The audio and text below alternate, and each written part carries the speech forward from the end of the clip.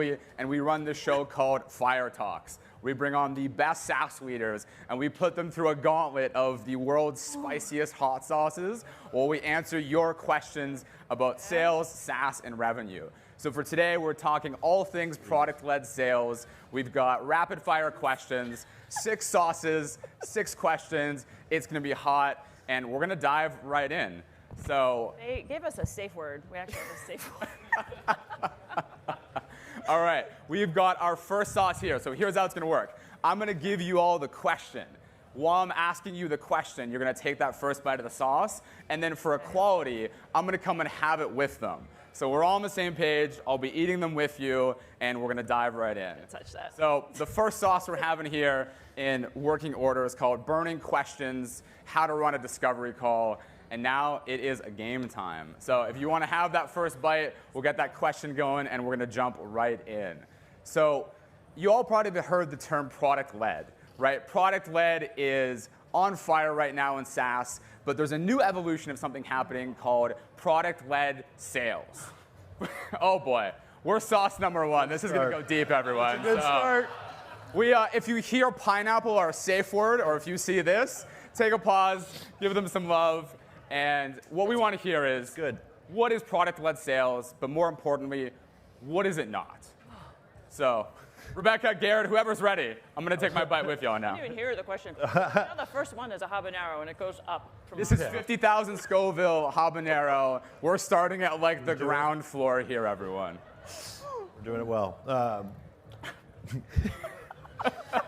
So, what PLG is it's not a new thing. I was at New Relic a long time ago, and we had the notion of product-led growth, product-led sales, but we didn't know what it was called. We didn't have a name for it. It was just, let's get a whole bunch of people to sign up, and then when they do a certain thing in the product, then let's pass them over to sales. And so that's sort of what we did, and that has evolved. We didn't think we, until this week, invented it, and we didn't. But product-led growth and product-led sales, get people into your product, get them to love it, focus on your end users, and then pass them over to sales. That's how I think about it, and that's how we think about it at Calendly, at least, too.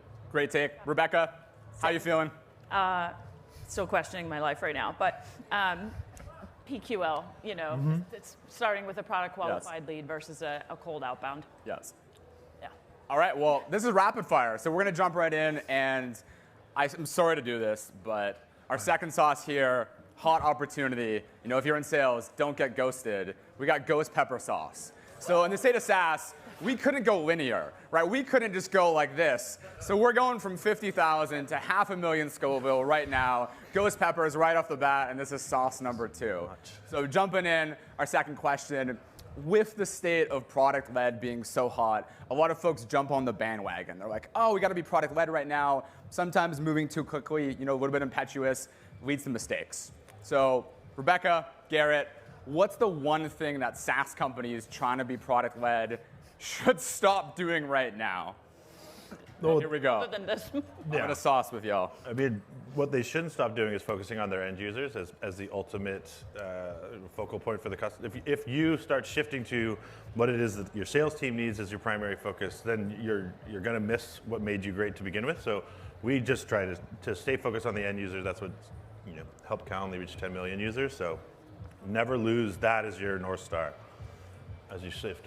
Same. I mean, there's like, as things have moved to the cloud, I sound like I'm talking about philosophy or something, but the buying motion has changed, and everybody knows that, right? But there's also the other thing, which is if you're selling something that's like a high degree of sophistication, like cybersecurity, or the administration of these products has changed quite a bit, and the ability to get people inside a product, like that whole motion has changed, which everyone has known. But it depends on the company, and it depends wildly on what you're doing. So like online scheduling is very different than like protecting an endpoint of like major, national, Yes. I don't even know what I'm saying, but. Oh, how are we doing? Can we get some applause, okay, please? Karen and Rebecca, come on, here we go. I'm okay so far. How are you? We're keeping pace. We're okay. There's like some spice, but it's like, pace. it's okay. Like I said, in the spirit of SaaS, we're hockey sticking. We're coming back up. We're getting close to about 700,000 with our next sauce here. So you'll see what we got on deck. Our signature sauce Fire Talk's what our show is named for, and again, it's pretty dangerous. So give them a little hype, a little bit of drum roll, and we'll get into the next question. I have milk and water. Yeah, you got milk, you got water, you got bagels, you'll be all right. So The Tums are going to help. There's Tums. There's Tums. We covered all bases. They've signed waivers, we're okay. I hope you got waivers. Okay, legal, don't yell at me. Anyways, Touching it again. in the spirit of growth, us at Dually, we're big fans of Loom and Calendly. We've been using them since day zero, even at past companies. And obviously, both of you have incredibly viral products that lend really naturally to building a product-led sales engine, right? The question is, though, is this motion universally applicable to any organization? Right? Imagine an enterprise org who's been doing traditional sales-led for 20 years. Is this something that they can shift towards, or are there key characteristics you need to have in order to bring this motion to market? So, did y'all sauce? No. Okay, sauce it up. We looked put together. We're actually ready to answer the question. We'll jump right in. Sauce number 3. You're halfway there. We're making good progress. This one does look scary. Here we go. Got a weird color. Oh man, I don't get paid enough for this, Chris. You're getting paid?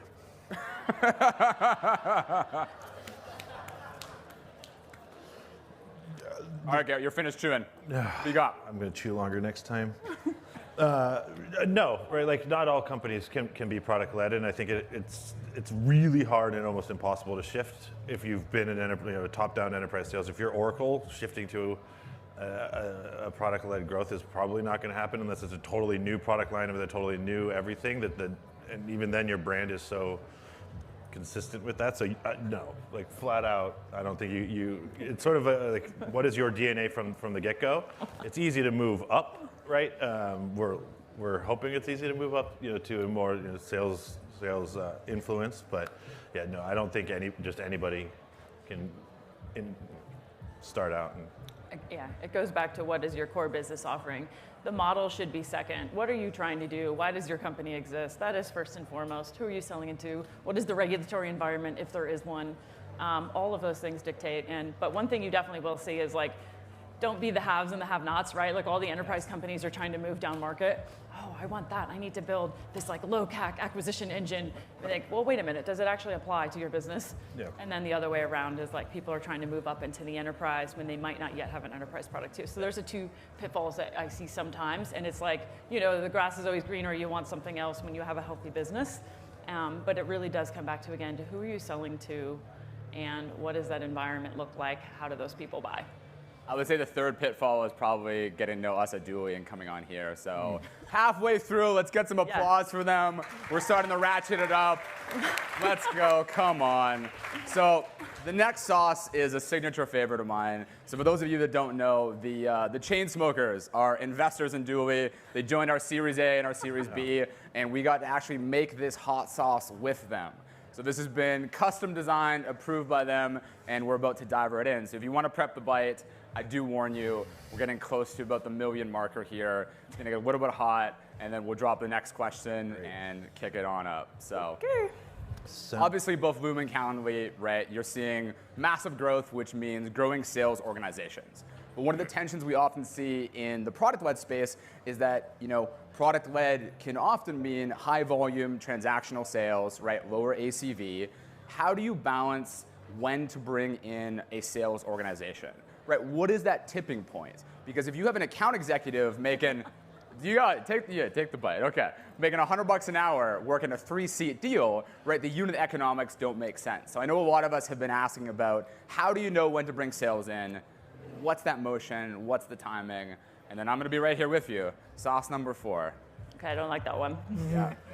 I'll let Alex and Drew know you're not fans. That's good.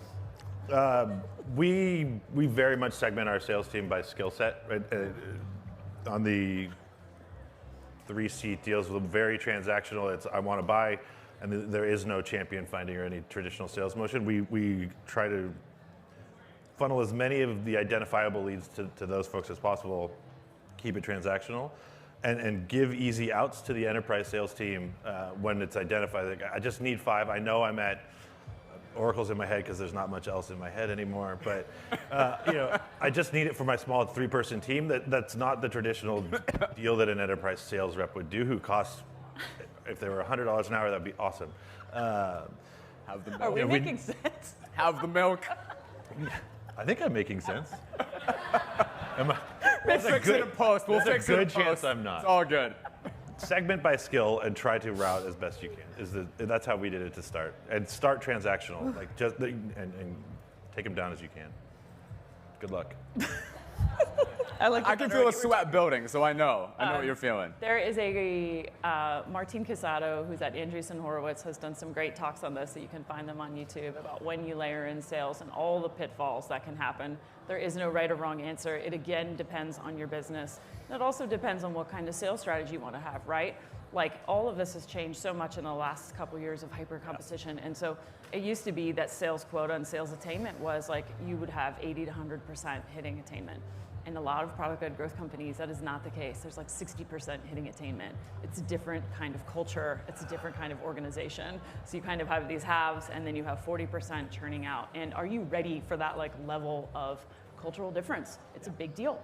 And so I don't think there is, I think again, it goes back to the model, not to keep saying that, but like, I think the worst thing you could do is use a playbook and just say like, this is exactly how it should go and when it should go. Analyze your business, make the decisions, think about how many reps you want to deploy, what are they going to start with in terms of book of business, how is it going to work, PQL, and you put your best foot forward, and remember at the end of the day, you're hiring people too, and you want them to succeed. Well, speaking of putting your best foot forward, we're going to kick off to the penultimate sauce here, which is my personal favorite, named after ours truly, the Holy Dooly. You can see the rooster on stage. I promise you, it is very clucking hot. So can we get a little bit of love for Rebecca and Garrett again as we get rallied here? Come on. All right, so we're about to get personal here. I know we haven't already, but it's going to be fun. So both of you have had pretty tremendous careers so far, working, heading up marketing and growth in the product-led space, right? Obviously, through that journey comes learnings. What is the number one takeaway, as in the number one lesson learned? If the audience here left only remembering one thing, what is it that you want them to walk away from? And have you tried the sauce yet? No. All right. All right. We're trying to put that off as long as possible. I'll come with you. We'll do this in tandem. How many, one more to go after are we this. at now? What's So this one, again, we're edging up in 1 million, and we're going to end at about over 2.5 when we end. So in traditional SaaS hockey stick, we're about here, and we're going to be here. That's like the Series C. So how's it feeling? It's great. That good, eh, Garrett? Yeah, feeling good. All right. We're like, why is this on the last day? Shouldn't this be on the first day? We've all been out like the last couple nights. Yep. All right. Number one lesson learned in your career, audience walking away with one takeaway. What is it? Sure. Well, I'll start at Calendly just because it's such a unique place compared to everywhere I've been before.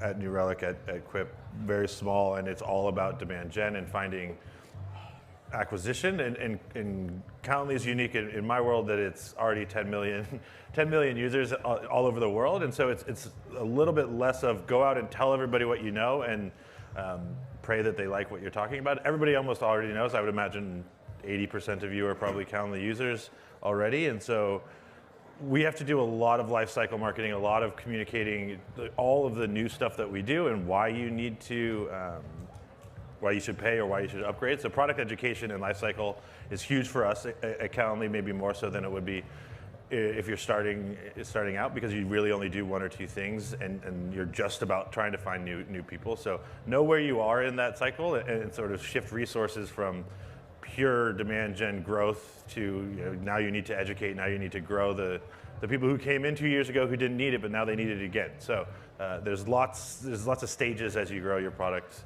and product-led growth strategy. So pay attention to where you are and then and be okay to adjust. Adaptability is key because so much changes so rapidly with competitors. It's the ease of entry. So Yeah. Surprisingly coherent. I'll give you that. that was the one I practiced. We were talking about this, so both of us are actually now at Loom and Calendly, but Garrett was at New Relic for a long time, and New Relic was like the bar for net dollar retention. for a long time. 144%, I think, was like, You're yeah, welcome. so it was the benchmark. And that was like 5 years ago. And so I think people forget that like this is all happening in real time and we're living this now. So get comfortable with being uncomfortable. And I have seen people be very uncomfortable. They will cling to what they know. Yes. I know enterprise, or the other extremist of like, I know product-led growth and like F these salespeople. Like I've seen that happen in engineering-led organizations. And it's like, okay, neither of these extremes is the right answer, but nor is it the right answer to like march into a business and say, I know this, I've seen this, I've done this. New Relic did it X, Y, Z way. And some of these businesses are lucky that they are naturally built with this land and expand motion in them. Not every business has that. That's okay. So. Well, speaking of getting comfortable, getting uncomfortable, now is the moment you've all been waiting for. So here we are, the final sauce, notoriously spicy. Julie, notes, get it, dad jokes, sorry. So what we're gonna do here is you're gonna prep that bite, I'm gonna prep the question, and to commemorate this moment, I'm gonna come in here, get a little selfie with y'all. So we have this, here we go, we'll put that with the waiver. So prep the sauce, let's get this ready. The safe word is pineapple. The safe word is pineapple. Somebody All right. yell it. Ready here? Cheers. All right, great, we got that. All right, so prep that sauce, and then I got the final question for you here. I'll be here to do it live with y'all. Again, this. I'm shaking too. Yeah, this one is serious. So, as most of you know, That feels like a little too much. Why? It's perfect. oh boy. Okay, bathrooms are this way on the right. Please clear the way. So, you all know that sales and marketing sometimes has some historical tension, I'm gonna right? do a little. What happens when you throw product into that mix? You have product, you have sales, you have marketing. You got 3 cooks in the kitchen on the go-to-market side instead of, are you like microscopically putting this on? That's no joke. Well, I mean, that still feels Okay, too much for okay. me. But yeah, I'm like dabbing it off. So the question is, how do you make sure that from day 0, the product, marketing, and sales org are all working in unison together as one high-performing team rowing together? Here we go. I died. I just died. That one was not as fun as the other I one. died. I'm dead. Give them some applause. This is 2.5 million Scovilles. Come on. Come on. Here we go. So, at Calendly, we're lucky. I'm gonna So spit it out. Here, Tums. I'll distract. Tums, milk. You're good. I haven't touched it. Here you go. We had so Patrick Moran was a CMO for most of his career. He's now the Chief Revenue Officer, so there's a great alignment between sales and marketing. That's about it in my brain. So like we can present a unified, not unified front with product, but it helps the That alignment. one's the real deal. Yeah, that one's was the real deal. not fun. This is not meant for eating, let's be honest. This is like 100, oh my gosh. That's like day 5. I'm definitely shaking. Fade my mic down. I don't even know what the question is. Something about product and sales and marketing. Like a triangle or something. It's great. Well, I hope you got value from the first 19 minutes of the talk. Let's give a big round of applause. Oh. Garrett and Rebecca. If you want to see more great bloopers like this or try the flight of hot sauces yourself, you can see the Dooley team at all exits where you can come and get these sauces yourself. Try it at home with your company and your friends. And be sure to check out season 2 for Fire Talks. Oh my gosh. We're done. Play the song. Roll credits. Thank you, thank you.